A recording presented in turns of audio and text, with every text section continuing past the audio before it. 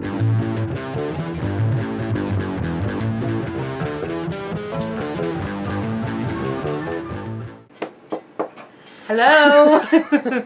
Hello everyone, and welcome to another Dwarven Tavern video. This time, we have, You forgot who I was. What's your name here? It's been so long. Hi everybody, welcome to the Dwarven Tavern. I'm Dr. Lisa Goins. I knew you. And this is Dr. Jeff Goins. We've been with the Dwarven Tavern since 1993, way back when we first started out on floppy disk. And then we went to hard paper. And we were distributed in Ohio, 17 different gaming stores. God bless your hearts. Can I say that? Yeah, sure. Or does that be Odin?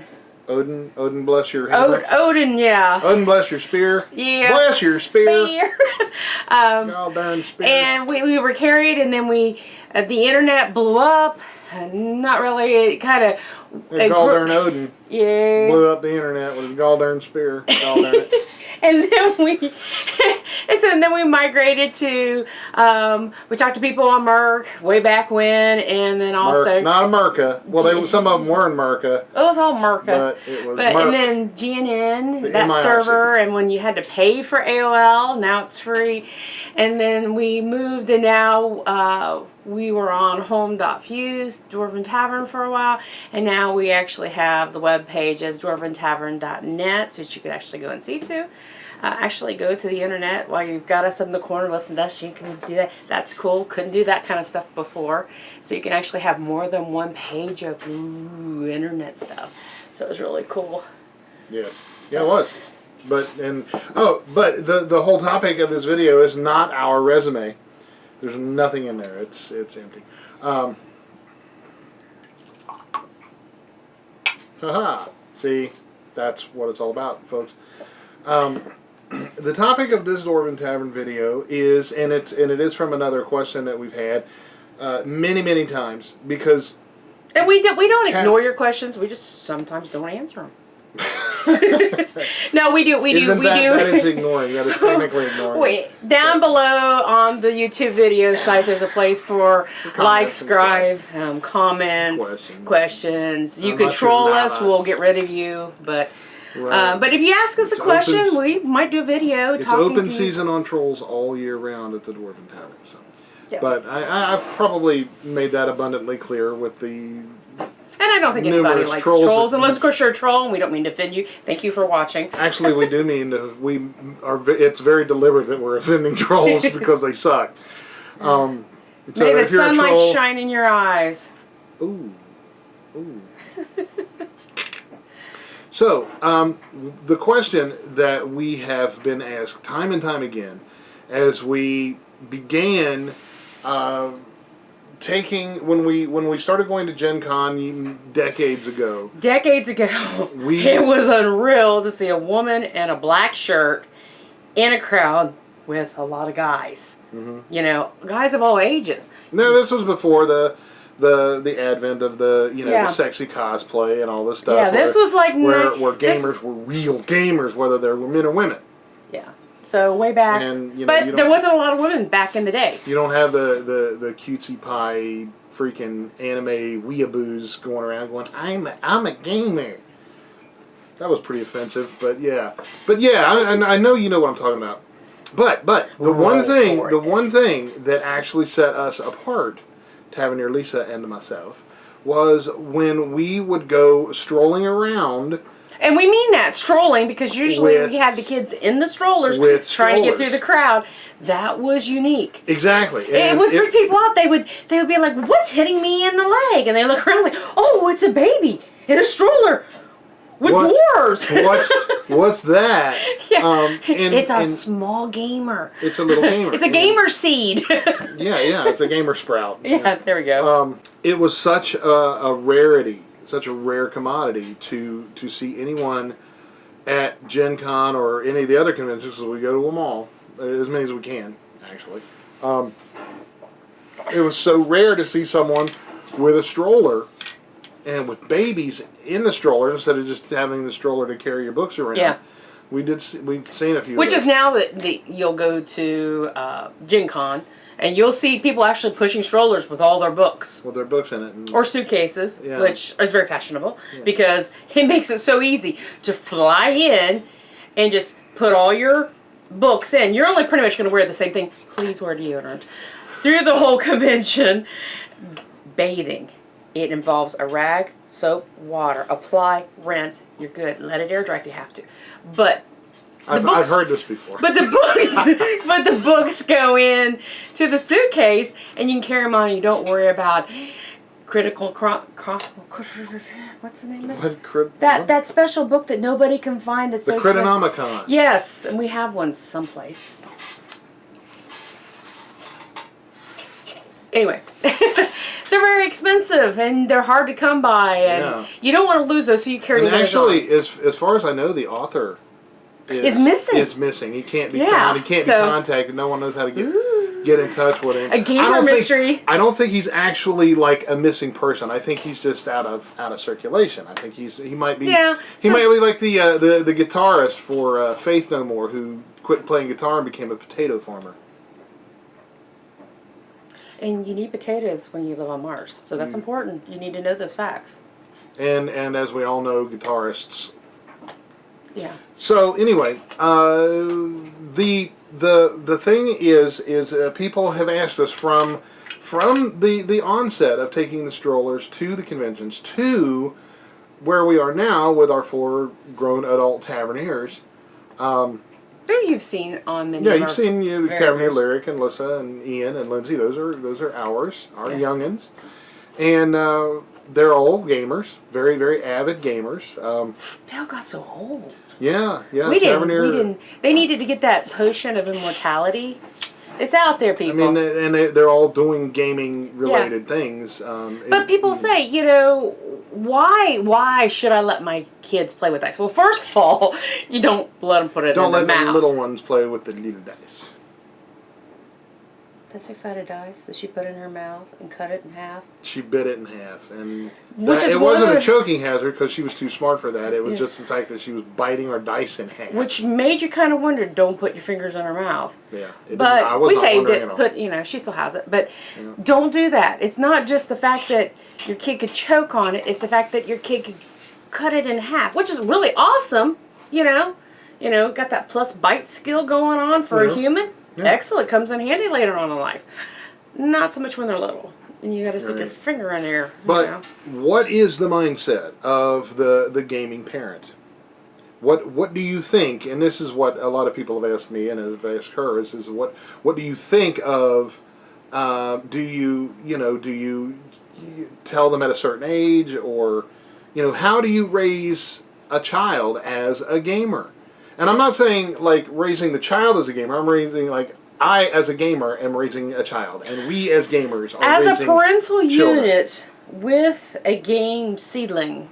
You have to.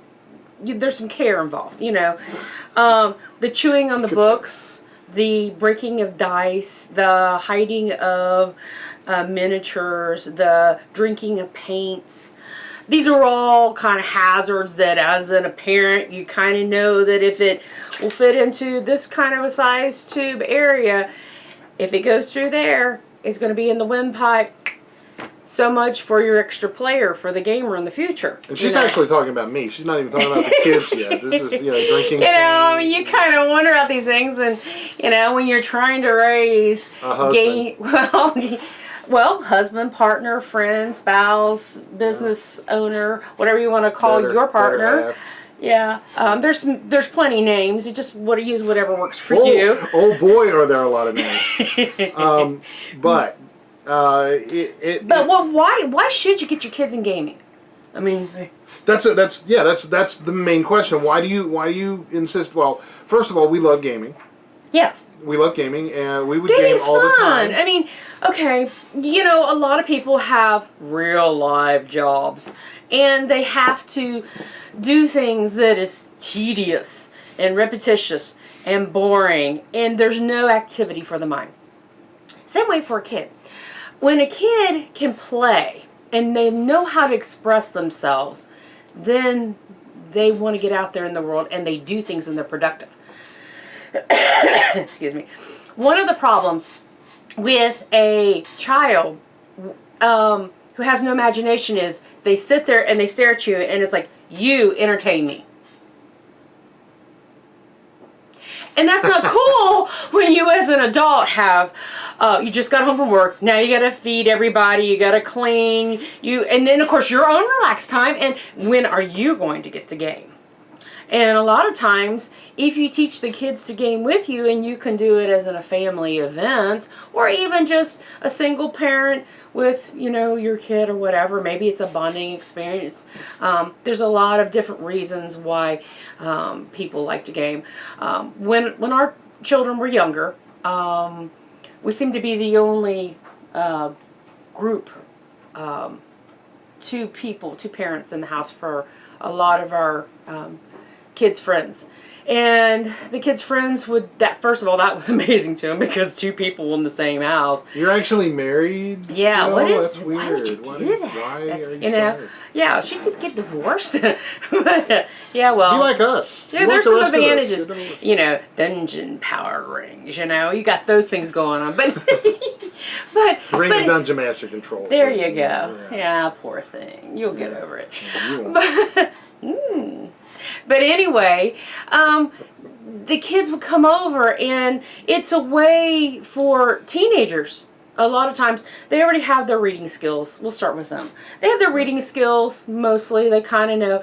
At this point, they know if they're having problems reading or comprehension. And there's different types of learners, which you can elaborate a little bit more about that. We have several channels of cognizant input capabilities, which is the visual channel, the audio channel. See, the audio channel, and then muscle memory, and all that feeds, of course, into the brain. And everyone can learn in all three ways: hands-on, which is kinesthetic, and that's muscle memory. Then Which you would got be readers. The repetition, writing cursive. That's going to be like Elven before much longer. How to do that. Let's learn how to write Elven. Tell you what, kids are not going to want to stop doing that. And there are those who prefer to read, and there are those who prefer to listen to whether it's a lecture or an audiobook or whatever. So if you can identify your preferred learning channel, then you have an edge on what you can learn. And one of the things about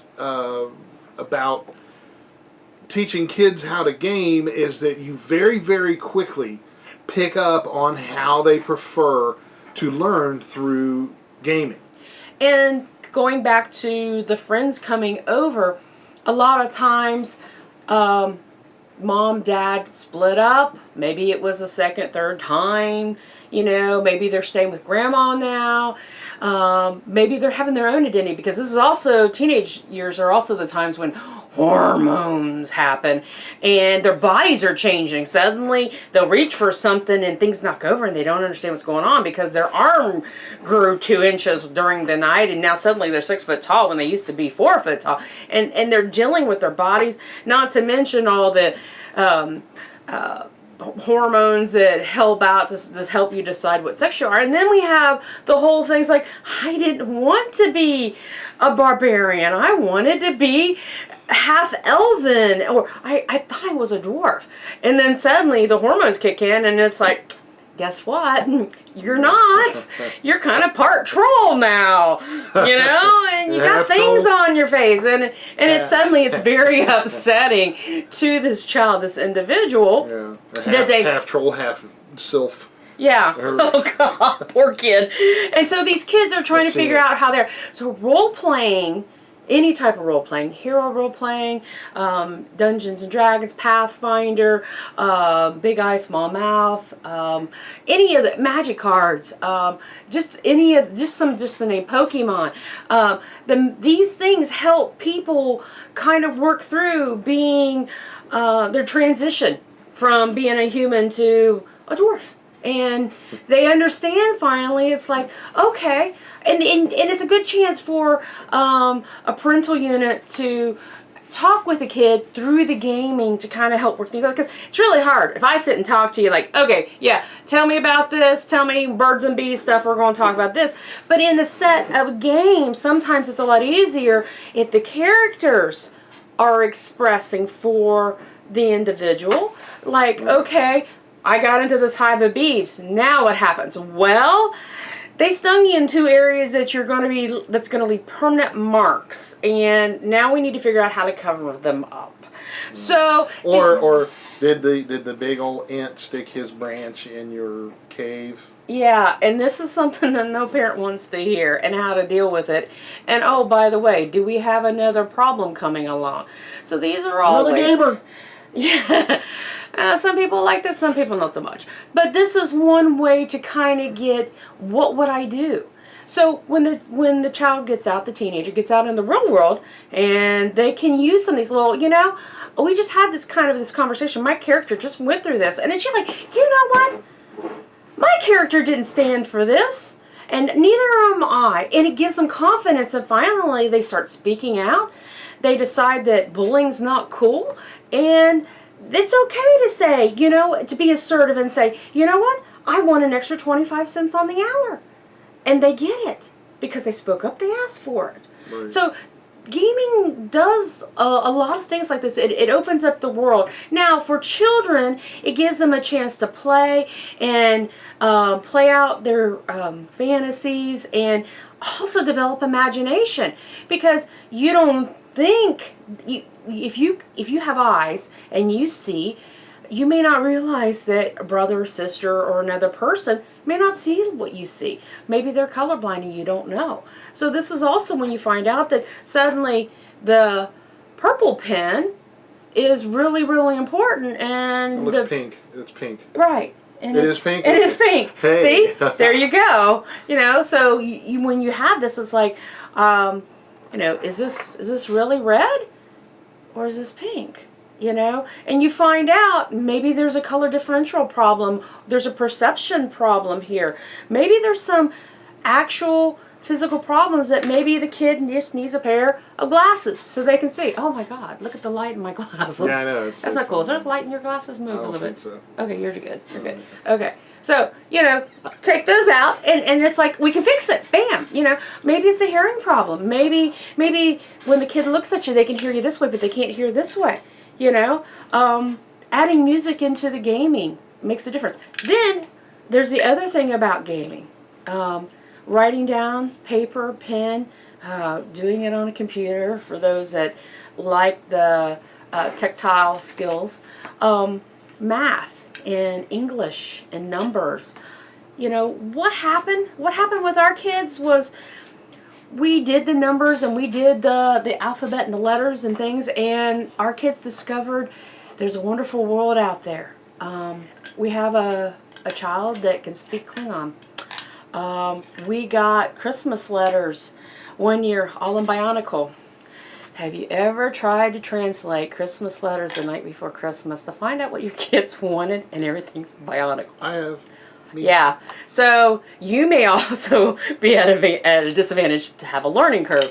Some of the other things. But that brings up a really good point, because aside from the academic benefits, right, which there are, oh my numerous. God, there's so many academic benefits. Just the basics of introducing your child to a G-rated game, a board game like Candyland. I mean, the kids' wheels start turning. It's interesting. There's so many games out there that are basic skills, and they range low all the way up to the complex, where it takes an hour to 2 hours to draw up a character, right, and they can get involved into this character. And just with D&D or any other role-playing game, Traveler, Pathfinder, whatever. And all these books are available online from their distributors. You can go to Amazon, and even to the conventions. Amazon. Yeah, you go to Amazon or Amazon or well, Amazon. There's a Google. Just Google you can go to Google and find it. But the best place to go and get a gaming book is go to a convention, meet the actual person that wrote the book. Meet the author. There's nothing more exciting or more awesome than when a kid has been given a book, because everybody reads a book now, thinks that the author's dead. But when they read the book and you take them to the convention and you get to meet the author or the artist or both, you meet everybody. Suddenly, it's a real world. These are people that the kid can talk to and be like, wow. And almost every author and artist out there will talk to a kid, because when that kid hands you a phone, you pick it up. And the gaming world is the same way, unless, of course, they're being dragged off someplace because they haven't eaten all day. Bring food, they'll stay and talk to you. Yeah, right. And, food makes the world, especially at a convention. It's like if they can go to the bathroom or get something to eat, they take that moment. But for the most part, they will stand and they will talk to you and they will answer your kid. And the reason I know this is because Dwarven Tavern's clan, when they were growing up, actually went to the conventions and actually interviewed and did reviews on the products. I think the most amazing, I would say, would be Taverneer Ian, when Mech Warrior first came out with their figurines, and Ian was explaining to them why their setup wasn't working. And an hour later, you don't put a 80-ton assault mech with lerms on the front lines. Yeah, and he was telling them how this one wasn't going to the range and the shooting and this, and the the gentleman finally was realizing that Ian was not talking smack. He gets the ruler out and they start measuring, and the next thing we know, all these people are standing around thinking it's a demo, and they're watching this. So it's good for business, for the gaming world, to talk to kids. And kids grow up to be adults and they bring their kids. It does happen. We're seeing more and more people getting their kids involved. A lot of the kids that sat around our table are now adults and have their own children. And it is so cool. We'll be walking into a convention and one of them will go, "Hey!" We're like, "Oh my gosh!" And it's so cool. Let me add, some kids grow up to be adults. Some kids. But my original point is that aside from the academic benefits of teaching your kids gaming, and it also requires that you, and one of the greatest things that we've ever done with our kids, one of the most successful, I guess, parenting experience, is to not shelter them and explain everything. Yeah. And that's required when you're gaming. Not so much the board games or whatever, because those are fun and stimulating. And there's sometimes when you can't shelter them anymore. You have to be honest with them. If you take, and the reason that a lot of parents don't do it is that it's just too time consuming, right? Ain't my job. Get over it. It is your job as a parent to. Yeah, I'm sorry. This is my. It's her rant. Get off my soapbox, but. When you're gaming, you are taking the time to explain things, and you can explain everything. And when the kids aren't sheltered, and you explain everything to them, it breaks a lot of people see parents and children as being divided, the generation gap or whatever, and that's bullcrap. That's total garbage. No, because you can always reach out. You can be friends with your kids. You can have the authority, and mostly through respect. When your kids respect you, then you've got it going on, and a bag of Fritos, and it brings you closer. I mean, very very proudly, none of our kids had a teenage pregnancy. None of our kids had any drug or alcohol problems in their teens. We would all, after they came of age, we would get together and have parties and stuff like that, and the drinking would be there. But none of them were irresponsible. No, they became critics. We didn't mystify anything. This particular ale is not of Dwarven quality. Yeah, you have those kind of problems instead. Why did you buy this? Is elf crap. This tastes like elf piss, man. Don't even. And it was like. But they're open. But the thing is, as when they become adults. Because 18 and you're out is a reality for a lot of kids, and they're not prepared and they don't have any plans. By being a gamer, at least if they're throwing out with nothing, because it does happen. We have catastrophes all the time, and through no choice of their own or no fault of their own, even if they have an education, they fall on hard times. It happens. It's life. And they, by being a gamer, at least they can say, okay, first thing I need to do is I need to get 50 foot of rope. You know, and the next thing I need to do is I need to have rations because I'm going on this adventure. They also translate that into the real world. It's like, okay, what can I use for housing? You know, what alternatives? I don't have to live in a box. I could live in a park. I could couch surf across the United States, across the world. I could go on a mission. I could volunteer, get free housing. I could join the service. I could go on missions. I could become my own company. And they want the adventure. They want the adventure. And they look for adventure. And they go don't. to the tavern and see if there's anybody that needs killing. Give me some money and I'll go. And there is a guy over in China whose dad's actually hiring somebody to kill his avatar online. So online assassins. Yeah, that's a whole new world out there. But don't do that. No, don't actually. Not in real life, you know. Yeah, that's bad. Yeah.